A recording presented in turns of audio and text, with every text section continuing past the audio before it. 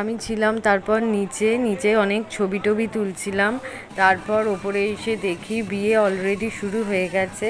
কনেকে নিয়ে আসতে বলা হয়েছে, তো সবাই এখন কনেকে নিয়ে এসছে। আর আমি জানি না এটা কীরকম নিয়ম, যে বরের মুখটাও অলরেডি ঢেকে দেওয়া হয়েছিল, আর তারপর ওকে ঘোরানো হচ্ছিল। তো খুবই এনজয় করছিলাম আর কি। তো তোমরাও দেখো।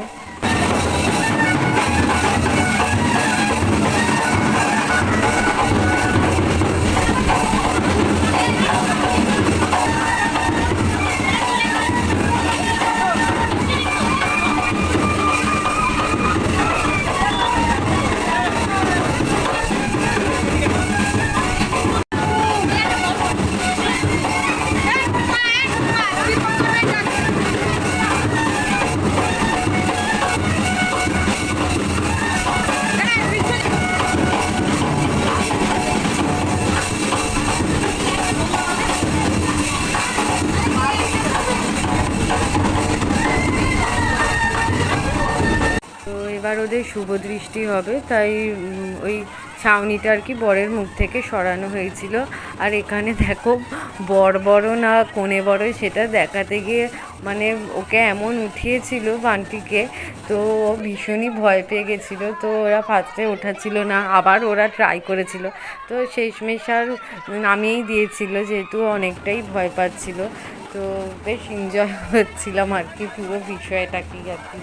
যেহেতু আমি নিচে ছিলাম না, আমার ওপরে আস্তে আস্তে পুরো ওই জায়গাটা অলরেডি ভিড় হয়েই গেছিলো, তো সুতরাং আমি একটু সাইডেই ছিলাম। তো ওখান থেকেই পুরোটা তোমাদের সাথে শেয়ার করছি। যতটুকু পেরেছি ততটুকু তোলার চেষ্টা করেছি, মানে এটা দেখো পরবর্তীকালে এটাই স্মৃতি হয়ে থাকবে আর কি। তো ঠিক আছে, যেটুকুই হোক না কেন, মানে যখন দেখার ইচ্ছে হবে ধরো ফোনটা খুলে দেখেও নিতে পারবো এই, আর তোমরাও দেখতে পাবে আর কি।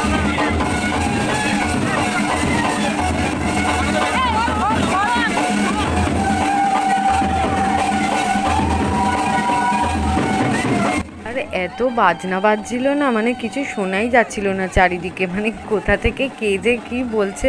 আসলে ওরা ভেবেছিল পরে নাকি নাচানাচি হবে, তো সেটা তো আর হয়নি, কারণ অনেকটাই রাত হয়ে গেছিলো, অনেকটা মানে ওদের বিয়েটা বসতে যেহেতু দেরি হয়েছিল, তাই জন্য সেই সত্যিও দেরি হয়ে গেছিলো আর কি। তো ঠিক আছে, তো পুরোটাই খুব ভালো করে আর কি এনজয় করেছি এই আর কি।